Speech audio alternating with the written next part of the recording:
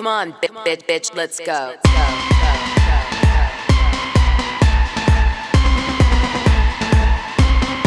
Come on, get ready, bitches. You haven't seen nothing yet. Come on. Valentino, Versace, Lamborghini, Bugatti. I got money to burn. I'm single and I'm naughty. Come on. Tiffany's, Cartier, Gucci, Armani. Come on. Break out your black card, boys. It's time to party. Well, it's exciting, you guys. I'm about to bring Cassandra in on Dishing Drama Dana. We decided to do a show this week because it turns out Cassandra won against Enty, aka John Nelson, in court when he was trying to get a restraining order against her. If you don't know the story, I'll give you a quick cliff note. Enty is a big influencer. He runs the website Crazy Days and Nights that does the blinds. He also has Instagram. A lot of people repost his blinds as insider gossip or information, although he never says who they're really about until he does reveals, and then he kind of implies who he was talking about. Anyway, a big scandal broke out about Enty. He was doing really well at the time. I was collabing with him. He was getting a lot of momentum in the Bravo landscape. And Dumois started to do shows with him, and his numbers that were already very big on Patreon quadrupled. And people believed that, he was an entertainment-oriented attorney. He made up all sorts of different stories, so no one really knew what to believe. But I think a lot of people believed that he, was somehow in the entertainment industry, and that's how he got this scoops that he shared in his blinds. But the truth is, like most anon crowd gossip websites, Enty was just studying news articles, doing deep dive research, and people were sending him content to publish on his website, thinking that he was a champion for women. Well, it turns out that Enty, the character, was nothing like the man who Enty really was. This is right out of The Wizard of Oz, and let's call Enty the wizard. And then Dorothy recognizes, it's just a salesman from Kansas that got sucked in and used theatrics to pretend he was magical and all these things, but in reality, he wasn't. He was just a salesman.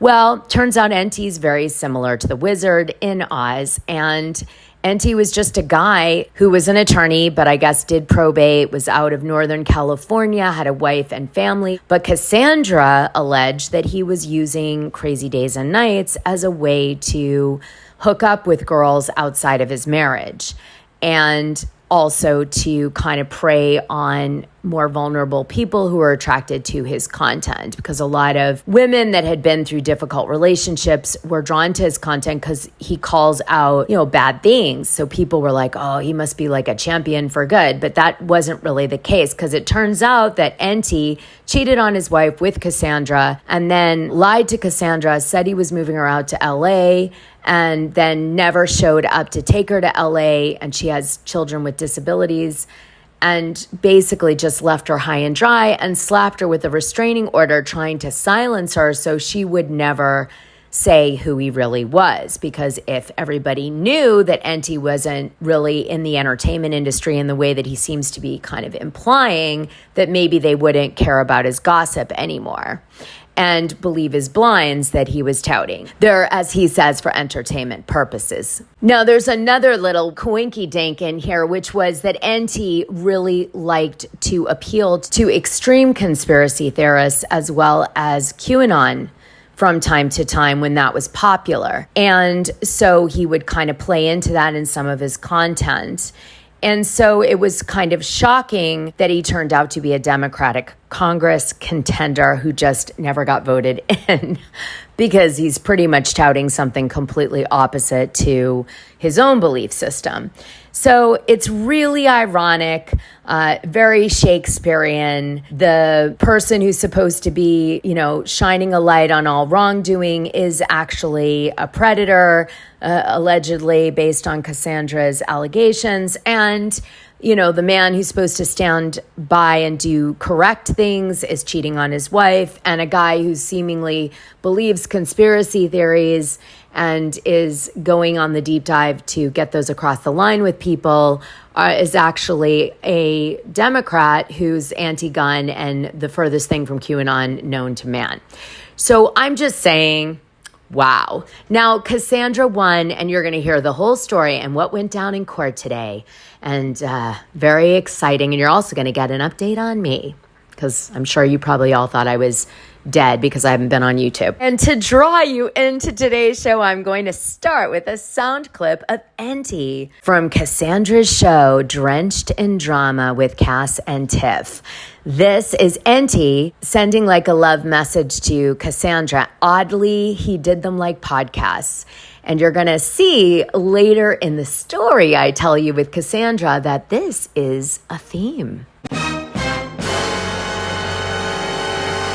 Trigger warning, trigger warning, trigger warning. You find the perfect position and snuggle in as close as you can to Daddy, knowing you won't move the entire night unless Daddy has a bad dream, and you comfort him until he falls back asleep. Okay, so that was thoroughly disturbing, but also kind of funny because he would hold you in a death grip and not let you out. So accurate, I guess. The worst sleep of my life. And now I'm going to be giving you nightmares too. Come on, bitch, let's go.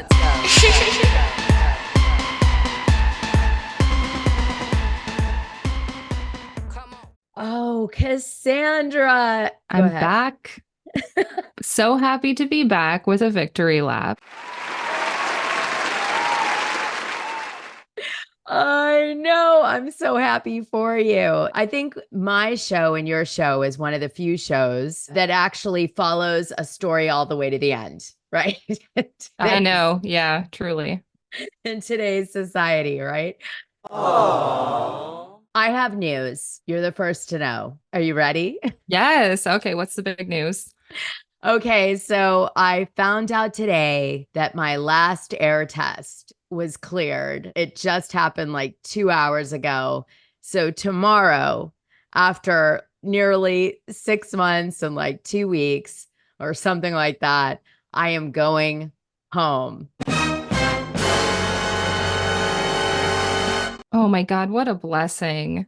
I know. I'm so happy. I can't Thank God. get over it. I'm so happy. And yes, it's still wet. I mean, it's being dried out now as we speak. And hopefully by the time I get home tomorrow, they'll be able to take the last of the equipment out because, you know, it was insane. I don't know if you know, but like I was about, to go home this week, and my son and I were so excited. We were supposed to go home on Tuesday. And then sometime over the weekend, a mirror fell and busted all the pipes that hadn't been broken, and it caused all this water damage, and the rest, like half of my house that wasn't hurt in the original loss got completely flooded, and we like almost had to start over again. But I was blessed because the company that found it was a remediation company. So they literally jumped into action because that's what they do. And so all of the normal stuff that happens with that didn't occur.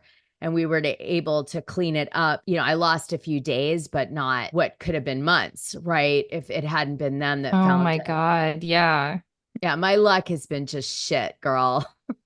Hopefully now it's starting to turn around. Oh, we could only hope. By the way, Annette, Piper, and Beth, thank you for your tips. They really helped. I can't believe the generosity of you people. Just when I give up on everybody and think everybody's an a-hole, you guys ride in like Prince Charming for me.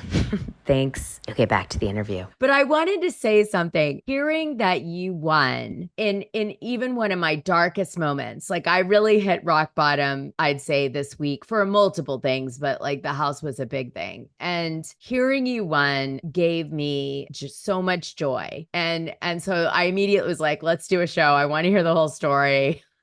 Lighten my mood. Let's do it. So, wow. Tell me everything. Because the last time we spoke, you were going into court, I guess, several times with Enty over the summer. And like weird things kept happening when he would appear in court. So why don't you tell a little of the buildup before we get into what happened, this last week with your victory? Definitely. I mean, yeah, like you said, we kept having court dates scheduled, but then he would postpone, or he would show up via Zoom, but his internet wouldn't be working. So he couldn't be heard. And so the judge just had to keep continuing it. And finally, last time she was like, look, if you don't come down here in person, I'm going to throw the case away because this is ridiculous. You know, we can't keep relying on your internet service. And so And he's why like, does why do you think that was all made up? He constantly is doing stuff with the internet. So how the hell does the internet not work in court? that's kind of what I was wondering. It was bizarre to me. And he jumped at the opportunity to come down here. And everybody told me, like, he's not going to show up. He won't come. And I'm like, oh, no, no, no. He will come. He has nothing better to do with his life. Like, he will come.